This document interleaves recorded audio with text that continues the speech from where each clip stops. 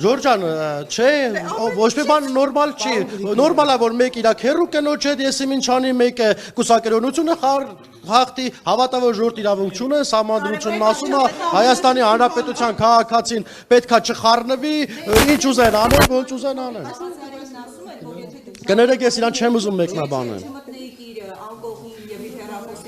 Մենք չենք մտել, որից է մեկի անկողին, որից է մեկի SMS կարտացել, ես չգիտեմ ով է ինչ ասել, ես դրան չեմ ուզում պատասխանել։ Պարոն Գրիգորյան, դուք որ sense դավաճանություններին դեմ եք, կարող է ինչ-որ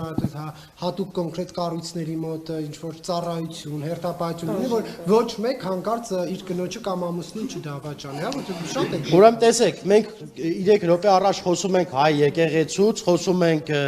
Հայաստանի Հանրապետության քրիստոնեության մասին, հիմա խոսում ենք ինչ-որ մարդկանց դավաճանության, այո, հայ առաքելական եկեղեցու հետևորդ է, հայ քրիստոնյան, այո, պետք է չդավաճանի։ Եվ այդ հարցը փակ է։ Պետք է ունենա պարկեշտ ընտանիք, լավ ընտանիք, հարգիր ընտանիքը եւ ապրի այնպես ոնց լավ ողջավորականների մասին եք։ Ես առհասարակ ընդհանրապես մարդկանց մասին եմ ասում։ Պարոն Գրիգորյան, լավ, այստեղ իրավական, լավ, արեք մի քիչ լրջացնենք, էլի թեման։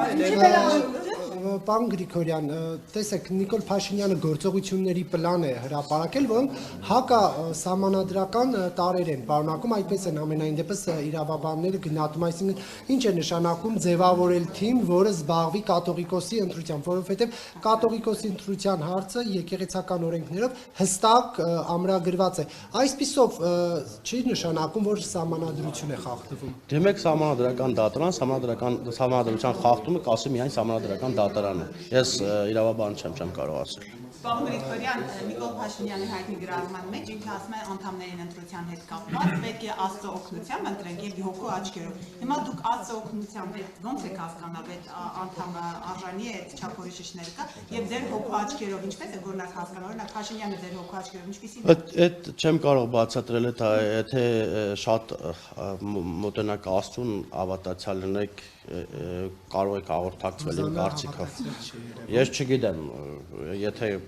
հաղորդակցվեք, ըստ այդմ կհասկանաք։ Ցանկացած դեպքում մտեք եկեղեցի, աղոթեք եւ Աստծուն ասեք, Աստված ջան, խնդրում ենք մեզ ճիշտ ուղու վրա դիր, ինքը անպայման կդնի։ Շնորհակալ եմ։ Շնորհակալ եմ։